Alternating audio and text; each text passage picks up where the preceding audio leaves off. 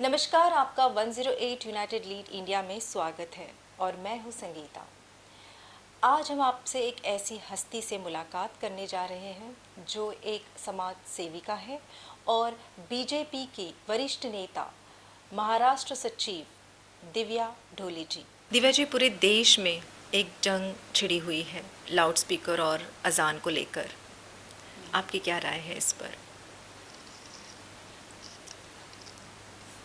मंदिर में प्रार्थना हो या मस्जिद में अजान हो,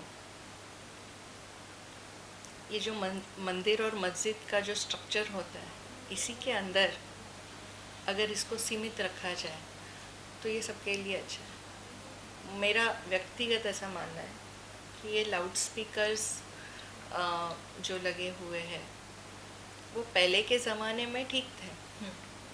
तभी ना टेलीफोन था ना कुछ था। हम तो अभी भी ज़ोर से आवाज़ देते हैं, किसी को उधर से बुलाना होगा तो हम बोलते हैं अरे लाउड स्पीकर की आवाज़ से बोलो ज़रा। तो वो टाइम पे ठीक था। अभी तो मैं घर में भी अंदर के बेडरूम से अगर आवाज़ नहीं बाहर आ रही तो मैं फ़ोन इस्तेमाल करके बोल देती हूँ। सो आई थिंक हम सभी लोग टेक्नोलॉजी यूज़ करते हैं और हर एक के पास अभी मोबाइल आ चुका हुआ है और अजान से किसी को तकलीफ़ नहीं है, राइट? लाउड स्पीकर से है तो लाउड स्पीकर से अगर आजू बाजू में स्कूल्स है, कॉलेजेस है, सीनियर सिटीजन्स है, छोटे बच्चे हैं, इनको अगर तकलीफ़ होती रहेगी तो थोड़ा आवाज़ कम करके या अंदर ही अंदर उसको अगर इस्तेमाल करते हैं तो ये बेहतर हो जाएगा। और मेरे ख्याल से इसकी पहल अभी हो चुकी है कि लोग समझदारी से काम ले रहे हैं। मुस्लिम भी और हिंदू भी बहुत सारी जगह पे मुस्लिम समुदाय ने यहाँ से निकाले हुए लाउड स्पीकर्स निकाले हैं मस्जिद के ऊपर से। यूपी में भी निकाले हुए हैं। अगर समझदारी से लो तो आई थिंक ये प्रॉब्लम सॉल्व हो सकता है। आई डोंट थिंक इसको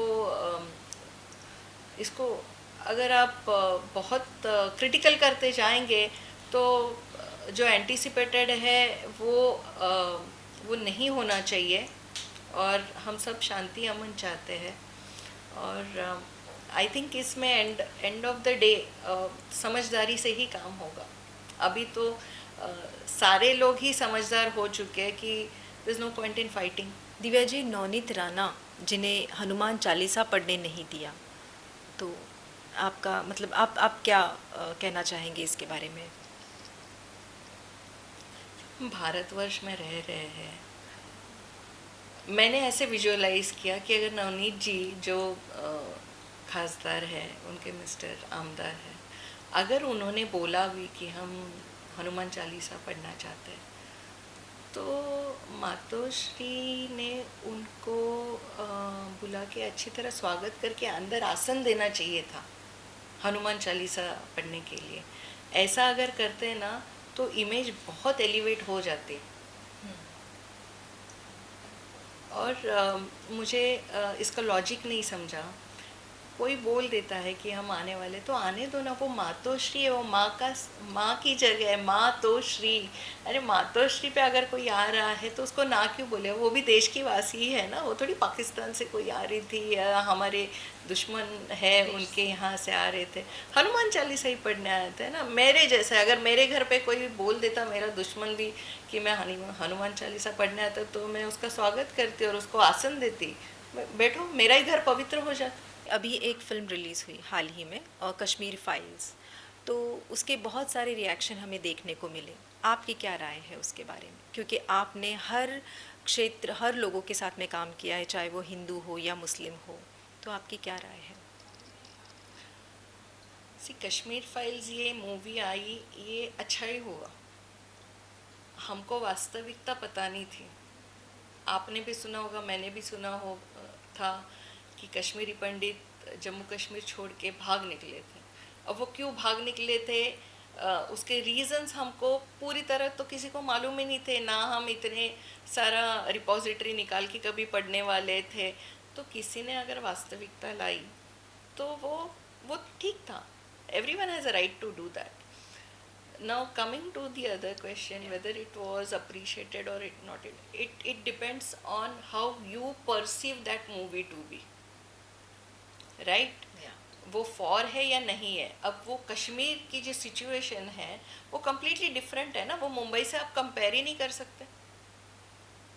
कर सकते हैं क्या? वहाँ की मेंटालिटी वो लोग इतने इन्फ्लुएंस्ड कर देते हैं अब वहीं के लोगों को कि वो तो बहकावे में आके तो बहुत सारी चीज़ें हो गई है. तो फिर वही चीज़ यहाँ तो नहीं दिखाई दे रही ना मुस्लिम भाई और बहनों में.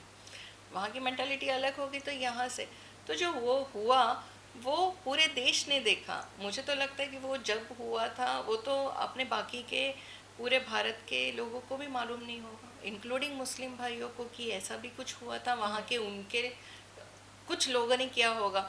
तो वन रॉटन मैंगो के वजह से आप पूरा डब्बा तो फेंक नहीं देते ना. हम रॉटन मैंगो को बाहर निकाल के फेंक देते हैं. So it's like that. How you see. So Dharavi MLA elections आप लड़ चुकी हैं और तीसरे पद पर आ चुकी हैं. काफ़ी अच्छा रिस्पांस रहा. तो इस बार जो बीएमसी के इलेक्शंस होने वाले हैं तो पब्लिक खुद चाहती है कि आप ये इलेक्शंस लड़े, और क्योंकि आपके फ़ैन फॉलोइंग इतनी है और लोग आपको बहुत चाहते हैं. तो क्या आप ये इलेक्शंस लड़ना चाहेंगी? ऐसा है कि महानगर पालिका और विधायक के चुनाव, इसमें जो भी कैंडिडेट खड़े किए जाते हैं उनका सिलेक्शन हमारी कोर टीम से होता है. कुछ पैरामीटर्स होते हैं जो हमारे वरिष्ठ सेट करते हैं और उसी से जितने उम्मीदवार होते हैं उनके नाम फाइनल होते हैं. सो मैं कितना भी चाहूँ, जनता कितना भी चाहे, वो नाम जब तक हमारे कोर टीम से और वरिष्ठों से डिक्लेयर नहीं होते तब तक हम कह नहीं सकते कि हम यहाँ से लड़ सकते हैं या नहीं. Yes, given a chance. अगर ऊपर से पक्ष से आदेश आ जाता है कि दिव्या आपको यहाँ से लड़ना है, तो मैंने हर वक्त पार्टी को प्रायोरिटी देते हुए, वरिष्ठ को प्रायोरिटी देते हुए मैंने उनका सम्मान रखा है. और उन्होंने जैसे बोला है वैसे ही मैंने किया. और इसका एग्ज़ाम्पल तो धारावी है, क्योंकि मैं रहने के लिए वर्सोवा में, लोखंडवाला में, और उस वक्त मैं आईबीएम में काम कर रही थी. धारावी से कोई लेना देना नहीं था मेरा. बट जब पार्टी ने मुझे बोला कि Divya you have to go and contest in Dharavi, मैंने वो रेस्पेक्टफुली मैंने वो उसे अपनाया और मैंने वहाँ जाके मैंने कंटेस्ट किया. अगर कल को पार्टी मुझे बोलती है कि दिव्या आपको यहाँ से लड़ना है तो मैं यहाँ से लड़ूंगी. मैं ना तो नहीं कहूँगी. दिव्या जी, हमारे चैनल 108 यूनाइटेड लीड इंडिया और रवि जी के बारे में अगर आप कुछ कुछ बोलना चाहेंगी. कुछ तो देखिए, रवि यादव जी को तो मैं पिछले कुछ सालों से जान रही हूँ और वो बहुत मेहनत से हर क्षेत्र के लोगों तक पहुँचते हैं. उनके विचार जानने की कोशिश करते हैं. जो अच्छा है, जो गलत है, वो लोगों तक अच्छा पहुंचाने की कोशिश करते हैं. तो मैं तो चाहूँगी कि वो आगे भी बहुत ऐसे अच्छे अच्छे और इंटरव्यूज़ लेते रहे. उनके इंटरव्यूज़ हम भी देखते हैं. उन जो व्यक्तिमत्वों का वो इंटरव्यू करवाते हैं तो वो जब हम भी सुनते हैं तो हमें भी कुछ अच्छे विचार मिलते हैं, कुछ नई बातें सुनने के लिए मिलते हैं. तो मैं आपके माध्यम से रवि जी को शुभकामनाएं देने चाहूँगी, चैनल को भी शुभकामनाएं देना चाहूँगी. My best wishes to you all. Thank you so much. आपका कीमती समय देने के लिए बहुत बहुत धन्यवाद दिव्या जी.